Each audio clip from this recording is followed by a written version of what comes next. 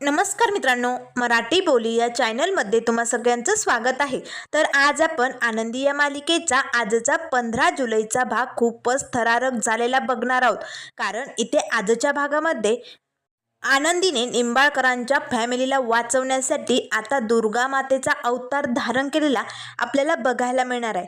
तर आजच्या भागामध्ये सुरुवातीलाच आनंदी आता स्टेजवरती जाणार, तेच आता तिला कसली तरी दोरी कापण्याचा आवाज येऊ लागतो. आनंदी आता विचार करू लागते, बाहेर एवढा मोठा इव्हेंट चालू आहे, सगळे लोक जमले, मग घरात कोणीतरी काय कापतंय असा प्रश्न तिच्यासमोर उभा असतो. त्यामुळे आनंदी आता स्टेजवरती न जाता पटकन पाठीमागे वळते. तर आता इकडे स्टेजवरती मिताली आणि पृथ्वी आलेले असतात. दोघे खूप खुश असतात. तेव्हा आता मिताली म्हणू लागते, चला तर आत्ताच तुम्ही आमचं जस्ट पहिलं साड्यांचं लॉन्च बघितलंय, पण आता आम्ही आणखीन एक अशीच मॉडेलिंग पद्धतीची युनिक नऊवारी साडी घेऊन येत आहोत. सगळे आता टाळ्या वाजू लागतात. तेव्हा लगेच मिताली म्हणू लागते, हो, ही फक्त साधीसुधी नऊवारी साडी नाही, तर खूप युनिक अशी साडी. तुम्हाला माहिती आहे, आजकालच्या या मॉडेलिंग मुलींना नऊवारी साडी धड घालता येत नाही आणि ती सांभाळणं तर अजिबातच जमत नाही. म्हणूनच आम्ही अशा खास मुलींसाठी युनिक अशी नऊवारी साडी तयार केली, जी फक्त 2 सेकंदात नेसून रेडी असाल तुम्ही. आणि एवढंच नाही, त्यात आम्ही एक मोठा ट्विस्ट पण ठेवला आहे. आता सगळेजण तो ट्विस्ट काय आहे हे विचारू लागतात. तेव्हा मिताली म्हणू लागते, तो ट्विस्ट म्हणजे आम्ही त्या साडीला हँड पॉकेट पण ठेवलाय. आता सगळेजण कडाकाने टाळ्या वाजू लागतात. तेव्हा मिताली म्हणू लागते, तर चला मग आमच्या ब्रँडच्या नऊवारी साडीचं कलेक्शन तुम्हाला आत्ताच बघायला भेटणार. असे म्हणताच आता पृथ्वी आणि मिताली मागे जातात. त्याच वेळेस आता स्टेजवरती शिल्पा आत्याची एंट्री झालेली असते. अगदी छान युनिक मॉडेलिंग पद्धतीची आता नऊवारी शिल्पा आत्यांनी घातलेली असते. आता मस्त रॅम्प वॉक करत शिल्पा आत्या आता समोर येते.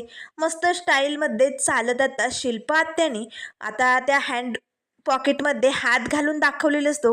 सगळेजण आता जोरजोरात टाळ्या वाजत असतात, कारण निंबाळकरांचं हे कलेक्शन सगळ्यांना खूप आवडलेलं असतं. आता सगळे प्रेसवाले फोटो घेत असतात. खूप छान असं हे इव्हेंट इथे आता दणक्यात साजरं झालेलं असतं. सगळेजण खूप खुश असतात. पण इकडे आता या विद्याधरने मात्र आतमध्ये मोठं कांड करायचं ठरवलेलं असतं. आता जे झुंबर इथे स्टेजवरती लावलेलं असतं ना, त्याची दोरी कापण्याचं काम या विद्याधरचं झालेलं असतं. थोडीशी दोरी कापण्याची शिल्लक राहिलेली असते. विद्याधर लगेच आता जो हातात कोयता असतो तो बाजूला घेतो आणि म्हणू लागतो, आता खेळ समाप्त. फक्त एक झटका आणि हे झुंबर आनंदीच्या डोसक्यात फटाक पडणार. आणि मग आनंदी, तुझ्या चिंदड्या चिंदड्या होणार, तू संपणार आनंदी. आता हे झुंबर स्टेजवरती तुझ्याच डोक्यात पडणार. तुझी आता नऊवारी घालून एंट्री होण्याची वेळ झाली ना आनंदी. मग चला तर आता एक झटका एका क्षणात होणार. असे म्हणत आता विद्याधर तिकडनं बाहेर इकडे हॉलमध्ये येतो. आता सगळेजण कार्यक्रमात व्यस्त असतात. शिल्पात्याची नऊवारी साडी बघत असतात. त्याच वेळेस आता आनंदी मात्र आवाजाच्या दिशेने आता बरोबर ज्या रूममध्ये धुंबरची दोरी असते ना, त्या रूममध्ये पोचलेली असते. आनंदी आता इकडे तिकडे आजूबाजूला आवाज घेण्याचा प्रयत्न करू लागते. तर इकडे बाहेर मात्र आरतीताईला टेन्शन येतं. शिल्पा त्यांची एंट्री झाली, मग आनंदी कुठे राहिली? तिची पण एंट्री व्हायला पाहिजे होती ना. आनंदी अजून रेडी झाली नाही का? तिला काही प्रॉब्लेम आलाय का? असे म्हणत आता आरती पटकन उठते आणि आतमध्ये जाणार. तेच आता सुनीताताई तिला विचारू लागतात, काय झालं आरती? त्यावर आरती म्हणू लागते, सुनीताताई, आनंदी कुठे राहिली? ती स्टेजवरती आली का बरं नाही? ती तयार नाही झाली का? त्यावर सुनीताताई म्हणू लागतात, हो ना, काही घोळ झालाय का बघावं लागेल. तेव्हा आरतीताई म्हणू लागते, तुम्ही थांबा इकडे, मी जाऊन बघते. आता आरतीताई आतमध्ये येते. आनंदी, आनंदी अगं कुठे आहेस तू? आरतीताई आता आनंदीजवळ त्या रूममध्ये आलेली असते. तेव्हा लगेच आरतीताई म्हणू लागते, अगं आनंदी, तुझी एंट्री होण्याची वेळ झाली, अगं चल ना स्टेजवरती, सगळे वाट बघतायत. त्यावर लगेच आनंदी म्हणू लागते, आरतीताई, मला ना कसला तरी दोरी कापण्याचा आवाज येत होता, इकडनंच येत होता. इथे काही दिसतंय का तुला? आरतीताई बघ ना. त्या क्षणाला आता जी थोडीशी दोरी शिल्लक होती ना, ती तुटणार. तेच आरतीताईचं लक्ष त्या दोरीवरती पडलेलं असतं. त्या क्षणाला लगेच आरतीताई धावतच पळते आणि पटकन ती दोर पकडते. थोडक्यात झुंबर पडण्यापासून आरतीताईने वाचवलेलं असतं. तेव्हा लगेच आनंदी म्हणू लागते, आरतीताई अगं काय झालंय, काय झालंय आरतीताई? त्यावर आरती म्हणू लागते, आनंदी आनंदी कोणीतरी झुंबरची दोर कापली ग. आनंदी मोठा राडा होणार आहे, आता काय करायचंय? बाहेर बाहेर पृथ्वी मिताली सगळे स्टेजवरती. झुंबर जर पडलं तर? त्यावर आता आनंदीला धक्का बसतो. हे कसं शक्य आहे? आनंदी धावतच येते. आरतीताई आनंदी दोघी आता जोर लावून आता ही दोर मागे खेचत असतात. ती थोडीशी खाली होत असते, वर होत असते. झुंबर सारखं हलत असतं. तर इकडे बाहेर विद्याधर मात्र खूप खुश झालेले असतो. थोडक्यात आता झुंबर पडणार, कारण दोर थोडीशीच राहिली असते. त्यामुळे हा विद्याधर वाट बघूनच असतो. पण इकडे दोघी बहिणींनी आपली ताकद पणाला लावलेली असते. त्याच वेळेस आता बाहेर इकडे शिल्पा त्याचा रॅम्पवॉक झालेला असतो. त्यामुळे आता लगेच सगळेजण दुसऱ्या मॉडेलची म्हणजे आनंदीची वाट बघत असतात. मालक साहेब मनाशीच म्हणू लागतात, आनंदी अजून कशी आली नाही, कुठे राहिली आनंदी? त्याच वेळेस मिताली पृथ्वी सगळ्यांच्या मनात प्रश्न उभे राहिलेले असतात. कारण आता आनंदीच्या एंट्रीची वेळ झालेली असते. सगळे मीडियावाले बघत असतात. त्याच वेळेस आता लगेच मीडियावाले पृथ्वीला प्रश्न करू लागतात, हे बघा पृथ्वी निंबाळकर, तुमचं पहिलंही कलेक्शन आम्हाला खूप आवडलंय आणि त्यानंतर हे जे तुम्ही नऊवारी साड्यांचं युनिक डिझाईन केलंय ना, तेही खूप भारी आहे. एक नंबर छान, अगदी 2 सेकंदात नऊवारी नेसता येईल अशी, खूप भारी. पण आम्हाला तुमचं पूर्ण कलेक्शन बघायची. तुमची ती दुसरी मॉडेलिंग करणारी मुलगी कुठे आहे? आनंदी, तिला बोलवा ना, तिची एंट्री कधी होणार आहे? त्यावर पृथ्वी म्हणू लागतो, हो हो होणार आहे. आनंदी रेडी होत असेल, तुम्ही पेशन्स ठेवा, लवकरच आमच्या दुसऱ्या मॉडेलची एंट्री पण होणार आहे. तुम्हाला सगळं कलेक्शन दाखवलं जाणार आहे, घाई गडबड अजिबात करू नका. त्यावर लगेच आता मीडियावाले म्हणू लागतात, पण पृथ्वी निंबाळकर, अहो लवकरात लवकर बोलवा ना, कुठे राहिली तुमची दुसरी मॉडेल? प्लीज एवढा वेळ वाया घालू नका, एकतर खूप वेळ झालाय, आपल्याला संपूर्ण कलेक्शन बघायचं आहे की नाही, त्यामुळे प्लीज बोलवा. तेव्हा पृथ्वी म्हणू लागतो, ठीक आहे, लवकरच आनंदीची एंट्री होणार आहे. पण तोपर्यंत तुम्ही मला काही प्रश्न विचारायचे असतील, माझ्या ब्रँडबद्दल काही माहिती हवी असेल तर तुम्ही विचारू शकता. आता लगेच मीडियावाले इथे पृथ्वीला त्याच्या ब्रँडबद्दल काही माहिती विचारू लागतात. तर इकडे आतमध्ये दोघी बहिणींनी ताकद लावून ती दोर आता पकडून ठेवण्याचा प्रयत्न केलेला असतो. पण मात्र दोघींना हे जमणं शक्य नसतं. त्यावर आनंदी घट्ट दोरी पकडते. आरतीताई, आरतीताई तू जा, तू कार्पेंटरला घेऊन ये, लवकरात लवकर जा आरतीताई, नाहीतर मोठा मोठा राडा होईल का आरतीताई, जा पटकन. त्यावर आरती म्हणू लागते, नाही आनंदी, तुला एकटीला हे झेपणार आहे का? नाही नाही नाही नाही आनंदी, मी नाही जाणार. तेव्हा आनंदी म्हणू लागते, आरतीताई ऐक माझं, असा वेळेपणा नको करू आरतीताई, प्लीज तू कार्पेंटरला घेऊनच जा पटकन. आरतीताई धावतच निघालेली असतानाच आता विद्याधर तिकडे येतो. आता मात्र कारण त्याला डाऊट येतो की एवढा वेळ झाला, ती दोरखंड अजून तुटली कशी नाही आणि आनंदी कुठे राहिली हे बघण्यासाठी विद्याधर त्या रूमकडे येणार. तेच आता समोर जे दृश्य दिसतं ना, त्यामुळे या विद्याधरला धक्का बसतो. कारण आनंदीने ती दोर घट्ट पकडून ठेवलेली असते. तेवढ्यात आरतीताई लगेच आता कार्पेंटरला बोलवण्यासाठी दुसऱ्या रूममध्ये जाते. काका काका. त्याच वेळेस आता विद्याधर पटकन त्या रूमचा दरवाजा बंद करतो. आरतीताईला त्या रूममध्ये त्याने कोंडून घेतलेलं असताना बाहेरनं कडी लावलेली असते. आरतीताई जोर जोरात ओरडते, कोण आहे, कोण आहे तिकडे, मी आतमध्ये कोंडली गेली, प्लीज दरवाजा उघडा, असं नका करू, प्लीज माझा ऐका. पण आता हा विद्याधर एक नंबरचा भामटाड आता दरवाजा बाहेर उभी राहील. विद्याधर जोर जोरात हसू लागतो, आनंदी आता तर तुझ्या मदतीला कोण बी येणार नाही. तर इकडे बाहेर आता पृथ्वीचे प्रश्न विचारणं चालू असतात. तो आता मीडियावाल्यांना उत्तर देत असतो. पण मालक साहेब समद्यांना आता एक प्रश्न पडलेला असतो, आनंदीची एंट्री कधी होणार? सगळे मीडियावाले वाट बघू नये, आनंदी कुठे राहिली? त्याच वेळेस आनंदी इकडनं ओरडू लागते, लवकर या मालक साहेब, आरतीताई लवकर या, कोणीतरी या. कारण झुंबर एवढा वेळ आता ही दोरखंड हातात पकडून ठेवणं आनंदीलाही शक्य नसतं. पण आता पृथ्वीसाठी त्याच्या या महत्त्वाच्या कार्यक्रमात कुठलाही घोळ होऊ नये, कुठलाही अनर्थ घडू नये, म्हणून आनंदीने मात्र आता दुर्गा मातेचाच अवतार धारण केलेला असतो. आनंदीने घट्ट दोन्ही हातांनी आता ही दोरखंड पकडलेली असते. तिच्या हातातनं रक्त निघत असतं. त्या रक्ताचे थेंब आता टपाटप खाली फरशीवरती पडत असतात.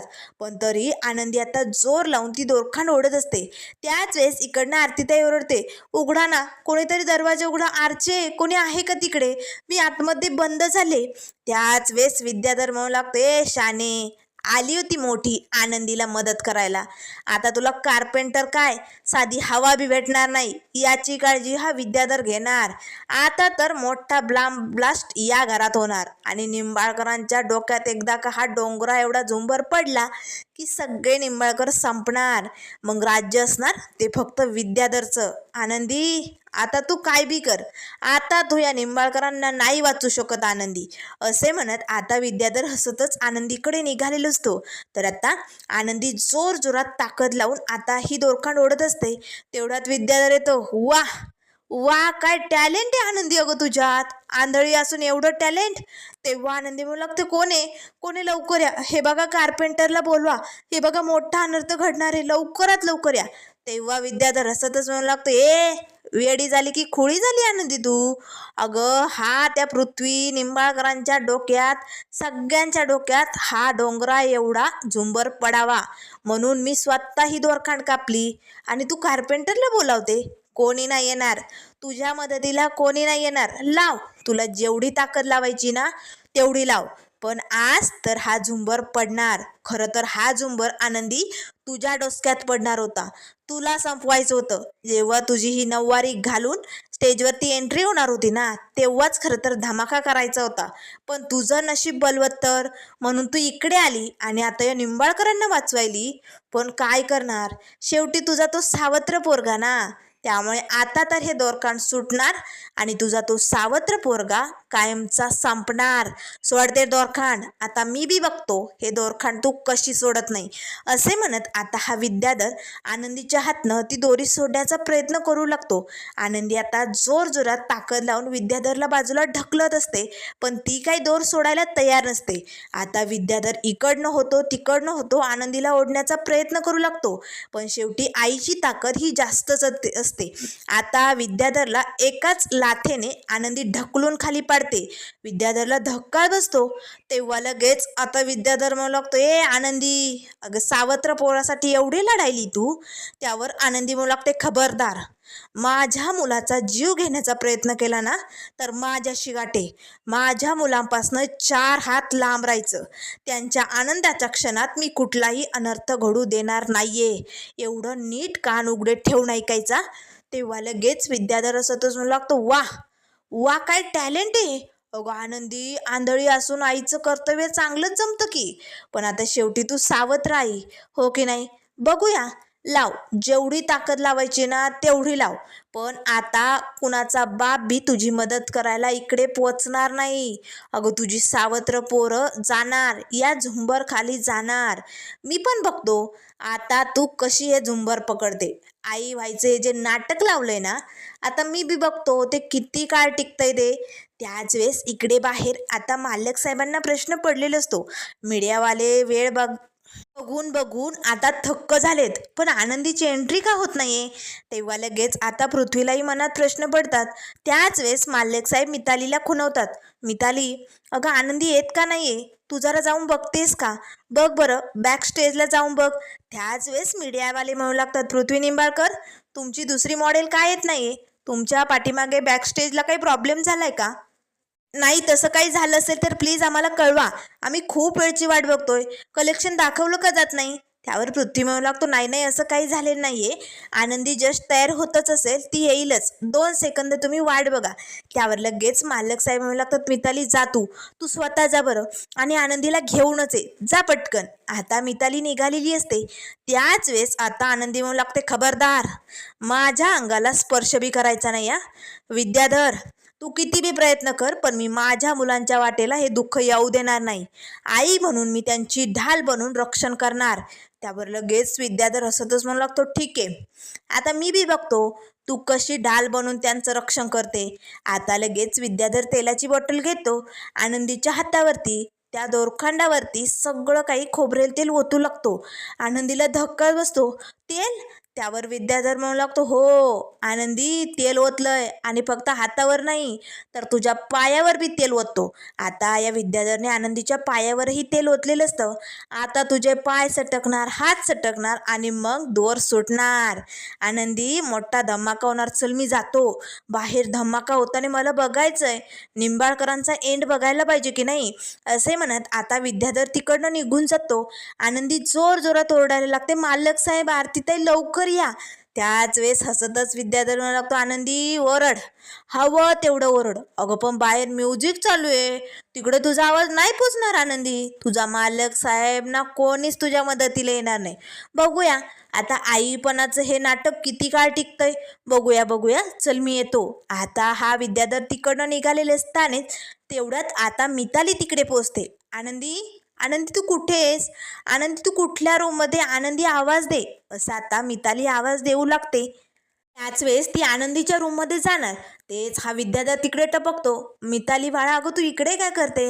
आनंदी, इकडे नाही अगं, मगाशी ती स्टेजवरती जायला निघाली होती ना, पण तिच्या ना पदराला खिळा अडकला, तिची साडी टरकन फाटली, म्हणून ती दुसऱ्या रूममध्ये चेंज करायला गेली. त्यावर लगेच आता मिताली म्हणू लागते, काय साडी फाटली? अरे तिची एंट्री होण्याची वेळ झाली काका. त्यावर विद्याधर म्हणू लागतो, काळजी करू नको, तिची बहीण आरती आहे ना, ती तिच्या मदतीला गेली, दोघीजणी तयार होतील आणि लवकरात लवकर स्टेजवरती येतील. अगं तू इकडे काय तिला शोधते? तू जा स्टेजवर. पृथ्वीवरती त्या मीडियावाल्यांनी धाड टाकली, सारखे प्रश्नांचे धाड धाड उत्तर द्यावे लागते त्याला. तू जा, त्याची मदत कर, मी आनंदीला घेऊन येतो हवं तर. तेव्हा मिताली म्हणू लागते, काका काका तू नक्की तिची तयार झाल्यानंतर घेऊन या, जा लवकर, तिची बहीण आहे ना तिच्या मदतीला, मग झाली असेल ती, तिला घेऊन येत जा काका. आता लगेच मितालीला त्याने तिकडनं काढून दिलेलं असतं. तो आनंदीकडे बघून हसू लागतो, कारण आता या तेलावरनं आनंदीचे पाय सटकू लागतात. आनंदी आता कशी तरी शांतपणे घट्ट आता ती दोरी पकडून कसे तरी स्वतःला सावरण्याचा प्रयत्न करत असते. तर त्याच वेळेस आता इकडे बाहेर विद्याधर हॉलमध्ये येतो. मीडियावाले आता पुन्हा प्रश्न करू लागतात, कुठे तुमची मॉडेल कुठे? त्याच वेळेस मिताली बाहेर येते. तेव्हा मालक साहेब म्हणू लागतात, मिताली काय झाले? आनंदी कुठे राहिली? तेव्हा मिताली म्हणू लागते, बाबा आनंदीची ना साडी खिळ्यात अडकली होती, ती फाटली, त्यामुळे ती चेंज करते, येईलच, तुम्ही नका काळजी करू. आता बापू माई सगळेजण मालक साहेबांना विचारू लागतात. तेव्हा मालक साहेब म्हणू लागतात, बापू बापू काळजी करू नका, आनंदी येणारच आहे, तिच्या साडीचा काहीतरी प्रॉब्लेम झाला होता. त्याच वेळेस विद्याधर येतो, बापू तुम्ही कशाला काळजी करताय? तेव्हा बापू म्हणू लागतात, अरे मीडियावाले ऐकायला तयार नाही आहेत ना, मग आपण त्यांना काय उत्तर देणार? तेव्हा लगेच आता विद्याधर म्हणू लागतो, एवढंच? अहो किती बी काय बी झालं तरी हा विद्याधर ऐकी इकडे. आणि विद्याधर इथे असेपर्यंत त्याच्या पुतण्याच्या इव्हेंटमध्ये कुठलाच बी घोळ होणार नाही, थांबा मी आलोच. आता हा विद्याधर स्टेजवरती येतो, कसं आहात तुम्ही मीडियावाले, ठीक आहात ना? हा माझ्या पुतण्याचा इव्हेंट आहे बरं का, आणि तो अगदी जल्लोषात साजरा व्हायला पाहिजे. नाही म्हणजे कसं आहे ना, आमची जी दुसरी मॉडेल आहे ना आनंदी, ती काहीतरी तांत्रिक बिघाडामुळे ना थोडीशी लेट येणार आहे, थोडासा आपण वेट करूया. तोपर्यंत हा टाईम वेट करत बसण्यापेक्षा, टाइमपास करण्यापेक्षा आपण ना एक काम करायचं, आज सगळी निंबाळकर फॅमिली एवढी नटली सजली, एवढा मोठा इव्हेंट आहे, सगळी फॅमिली एकत्र आहे, मग प्लीज तुम्ही फॅमिली फोटो घ्याल? नाही म्हणजे तुम्हाला परत हा निंबाळकरांच्या फॅमिली फोटोचा चान्स मिळतोय नाही मिळतोय, निंबाळकर पुन्हा एकत्र दिसतात की नाही दिसतात, हो की नाही? मग चला प्लीज एक फोटो घ्या ना, चला चला चला लवकर, माई बापू मालक साहेब चला लवकर. सगळेजण आता वरती स्टेजवरती येतात आणि बरोबर त्या झुंबर खाली येऊन आता उभे असतात. त्याच वेळेस विद्याधर कडेला जाऊन उभी राहतो, खेचा आता मस्त निंबाळकरांचा फोटो खेचा. विद्याधर मात्र सारखा एकटक आता वरती झुंबरकडे बघत असतो. एकदा का आनंदीच्या हातनं ही दोरी सटकली की निंबाळकर संपणार असे म्हणत विद्याधर लय खुश झालेला असतो. त्याच वेळेस आता फोटो काढून झालेला असतो, पण अजून तरी दोर काही सुटलेली नसते. विद्याधर लगेच आता मीडियावाल्यांना म्हणू लागतो, चला आता तुम्ही पृथ्वीला काही प्रश्न विचारू शकतात, विचारा विचारा. पृथ्वी आता समोर नेमकं त्या झुंबर खाली बरोबर उभा असतो. आता एकटक विद्याधर त्याकडे बघतो, आता मालक साहेब तुमचा पोरगा संपणार, खतम.